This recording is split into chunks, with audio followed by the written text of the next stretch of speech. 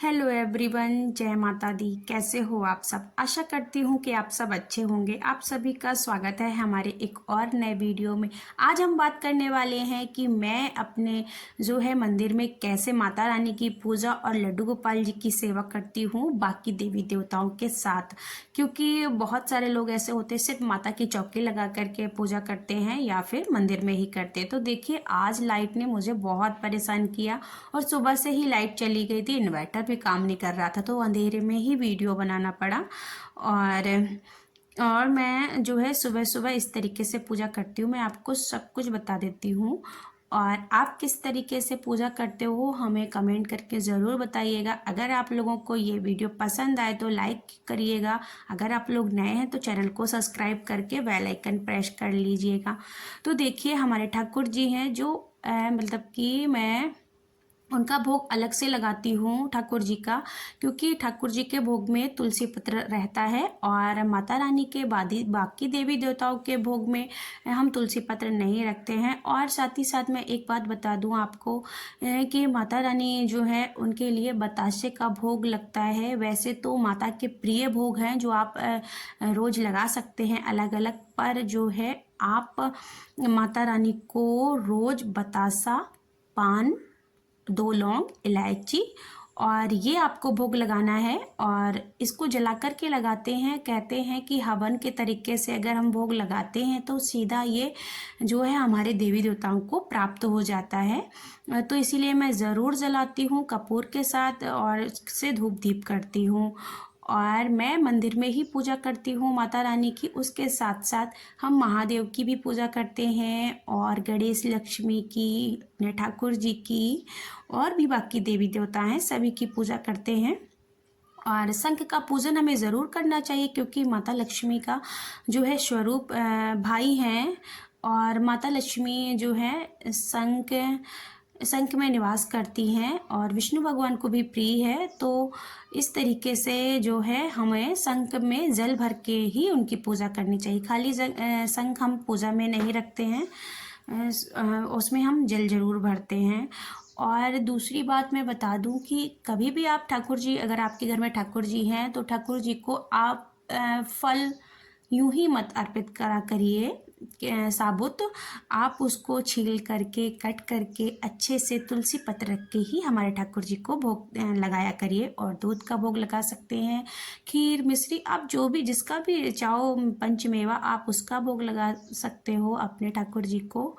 और उसमें तुलसी पत्र ज़रूर रखिएगा, क्योंकि तुलसी पत्र के बिना हमारे ठाकुर जी को जो है कोई भी भोग अच्छा नहीं लगता है। तो आप लोग तुलसी पत्र ज़रूर रखिएगा। और माता रानी को आप साबुत फल अर्पित कर सकते हैं, पंचमेवा अर्पित कर सकते हैं, बतासे का भोग अर्पित कर सकते हैं और उनके प्रिय भोग भी अर्पित कर सकते हैं। और क्या होता है ना कि मंदिर में जो है सभी देवी देवता होते हैं, तो मैं सभी देवी देवता की जो है आरती करती हूँ। मैं गणेश जी की आरती, माता जी की आरती, भोलेनाथ जी की आरती, ठाकुर जी की आरती और तुलसी माता की आरती, गायत्री माता की आरती, मैं सभी की आरती करती हूँ। और मैं कर रही हूँ गायत्री पुष्यरण। और तो मैं इस बार गायत्री मंत्र पुष्यरण नहीं कर रही हूँ, मैं गायत्री चालीसा का पुष्यरण कर रही हूँ और साथ में सुंदरकांड का पाठ भी कर रही हूँ। तो सुबह स्नान आदि से निवृत्त होकर के हम अपने ठाकुर जी को जगाते हैं। इसके बाद उनको दूध का भोग लगाते हैं। भोग लगाने के बाद हम अपने मंदिर की सफाई करते हैं, पूजा के बर्तन साफ करते हैं। इसके बाद बारी आती है हमारे लड्डू गोपाल जी के स्नान की। तो ये सुबह की जो है रूटीन रहता है। मैं लड्डू गोपाल जी का स्नान करा के उनका सुंदर श्रृंगार करके उनको जो है सिंहासन पर विराजमान कर देते हैं। इसके बाद हम पूजा की तैयारी करते हैं। और देखिए, कोई भी त्यौहार रहे, चाहे वो नवरात्रि हो या अन्य सावन हो या कोई भी हो, अन्य देवी देवता का जो है पूजन हो, कुछ भी हो, पर हमें अपने ठाकुर जी की 4 पहर की ही सेवा करनी चाहिए। जो सेवा होती है सुबह में, दोपहर में और शाम में और फिर रात में। तो हम कितनी भी पूजा पाठ कर लें, अगर आपके घर में ठाकुर जी हैं तो आपको 4 पहर ही उनकी सेवा करनी होगी।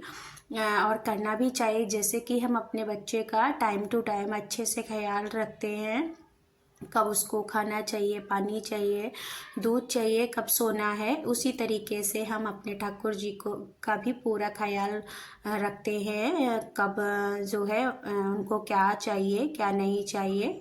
और तो हम पूरी 4 पहर की ही सेवा करते हैं। उसके बीच में जितना भी हमें समय मिलता है हम अन्य काम करते हैं। और उसी में जो है माता रानी की सेवा तो 3 पहर ही होती है, सुबह में, दोपहर में और रात्रि में, शाम में। तो माता रानी की 3 पहर ही सेवा होती है। कुछ लोग दोपहर ही माता की सेवा करते हैं, पर हमारे ठाकुर जी की सेवा 4 पहर की होती है। और तो हमें ठाकुर जी की सेवा में कोई कमी नहीं रखनी चाहिए। और मॉर्निंग में जो है मेरी पूजा थोड़ी सी लंबी हो जाती है, क्योंकि जो है माता रानी का भोग तैयार करना, लगाना, लड्डू गोपाल जी के लिए भोग तैयार करना, चालीसा पाठ करना, और नवरात्र में चालीसा पाठ करना, गायत्री माता का चालीसा पाठ करना, और पुष्करण भी कर रहे हैं। और पुष्करण के अलावा मैं सुंदरकांड का पाठ भी कर रही हूँ, वो मैं सबसे लास्ट में करती हूँ। सारी पूजा आरती हो जाने के बाद मैं सुंदरकांड का पाठ करती हूँ। तो इस तरीके से मैं सारी पूजा संपन्न करती हूँ। और आपको ये वीडियो कैसा लगा हमें कमेंट करके ज़रूर बताइएगा। आप सभी को राधे राधे, जय माता दी।